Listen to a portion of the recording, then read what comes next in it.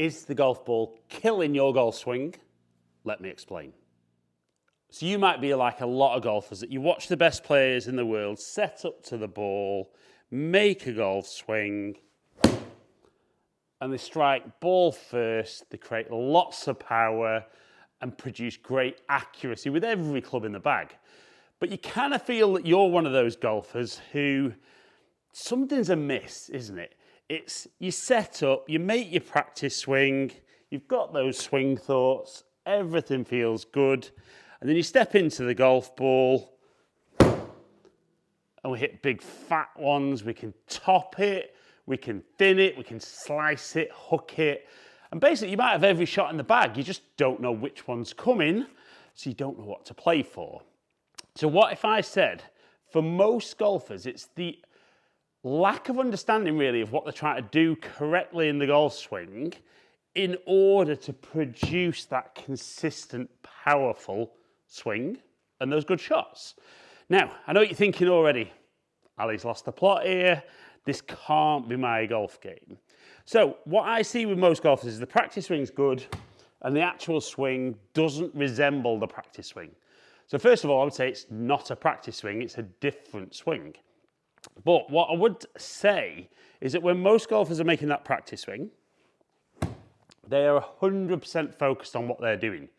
And yet they then get into the golf ball and all swing thought about moving well goes out the window and it's all about trying to hit that golf ball.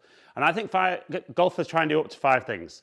They try and hit the ball, try and lift the ball in the air, try and make the ball go straight, try and make the ball go further, and try and strike the ball correctly. So comment below how many of those 5 you try and do. But because of those 5 things, it's all about either trying to hit the ball, lift it, like I said. So we see lots and lots of different movements. So if I said to you, the key to being able to set up like this and hit a shot like this is understanding where you need to get the lowest point of your swing. And we can see on TrackMan there, the low point distance is 4.1 inches after or ahead of the golf ball. The club's travelled down 5 degrees and the carry is just under 160 yards with my 7-iron. So I hope you were listening carefully there. We need to control where the lowest point of our swing is. So if you look at the golf swing face on, that club head moves in a circular motion around the body. So the club moves up, it moves down, finds its lowest point, and then moves back up. But the poor misconception a lot of golfers have is the lowest point of their swing they think should be underneath the golf ball to lift the ball in the air. When in fact all the best players in the world, especially when the golf ball is on the ground, they move their low point ahead of the golf ball. So I think a great drill, and this is not a new one for me, but it's worth revisiting, and I've had a lot of guys in the last 2 weeks who've had to use this drill with. We're going to draw 2 lines on the mat, or on the grass if you're there. So we're going to scuff one where the ball would be, and we're going to scuff one maybe 3-4 inches ahead. Now, we're going to set up on that back line, but when we swing, we want to try and get the club to hit the ground there. Now, there's a few different ways you can do this. So I'm going to give you 2 or 3 different ways, and then you experiment and see what works best for you. So a lot of golfers will set up with the ball fairly central in line with the sternum, and as they swing, they'll hit back behind the ball. So straight away you can start understanding if my low point's back here, I'm either going to crash into the ground or miss the ground and the club's going to travel up. So the first way I would say for a lot of golfers is set up on the back line, but actually move the pressure, your weight, a little bit more onto your left side, probably so it feels like the hands are moving a bit closer to that front line. And I want you to feel like you keep the weight a bit more on that left side during the swing, and then move that way. And straight away for me there, I can see that I touched the front line, missed the back line by plenty, so would have definitely caught the golf ball and then the ground. So you do a few of those practice swings, weight forward, and that's good. And then, like everything, we want to put the ball on the back line, move that weight, keep that weight on that front leg and still shift. And for me, that feels incredibly exaggerated. So we see nice solid strike. Low point was 4.7 inches ahead. Clubs travelled down nearly 6 degrees, and that went 156 yards.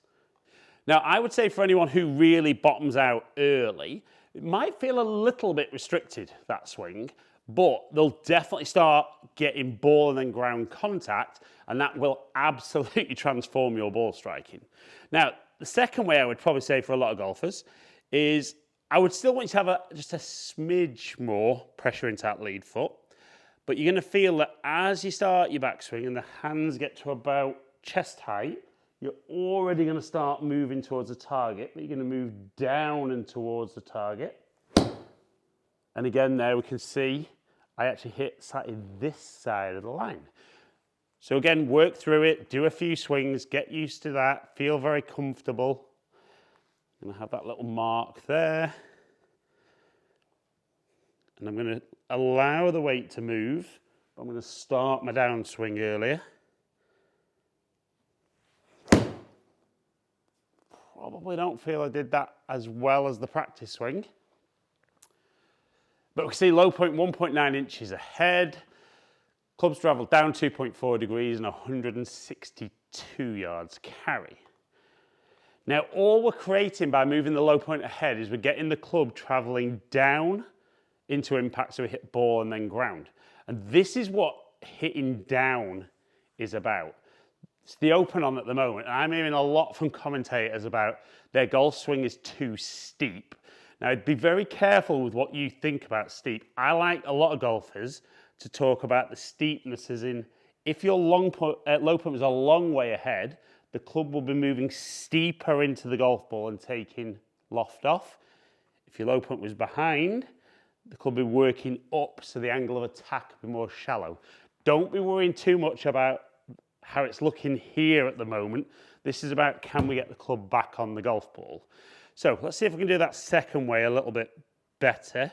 So it's moving a bit earlier towards that target. That felt more like the practice swing. We see there, low point 4 inches ahead. Attack angle 5.2 degrees down and 172 carry. Now, I know with my golf swing there, that little bit of pressure shift helps me create a bit more speed, hence why the ball went further forward. But this is also why, for you guys, I want you to try the different ways and see which works best for you. Now, the last way I'm going to give you will seem quite an obvious way, but all we're going to do is set up, again, maybe a little bit of pressure more into that left side, but instead of looking at the back line, I actually want you to look at the front line and just let your body work out how, if I'm starting here, I'm going to contact the ground there. And again, for me, really good, caught just ahead of that front line. So again, we drag the ball in. And this is all about where the eyes are focused now. We're not focusing on the golf ball. Remember, the golf ball is not the lowest point of the swing. Ahead of the ball is. So I'm going to set up to the ball, look at that front line. And again, swing felt good. Low point was 2 inches ahead, club travelled down 2.6 degrees and 162 carry. Now, certainly in coaching sessions, I always start with just getting golfers looking ahead. And it's amazing how when you give a golfer a task, how their body works out how to do it. But there are times when kind of golfers go down those rabbit holes, and I'm sure you've been there, hopefully not there currently, and it's almost trying to make it too complicated on how you're doing it. But remember, if we can get up, and certainly for me there, we see the earlier shift is the better one.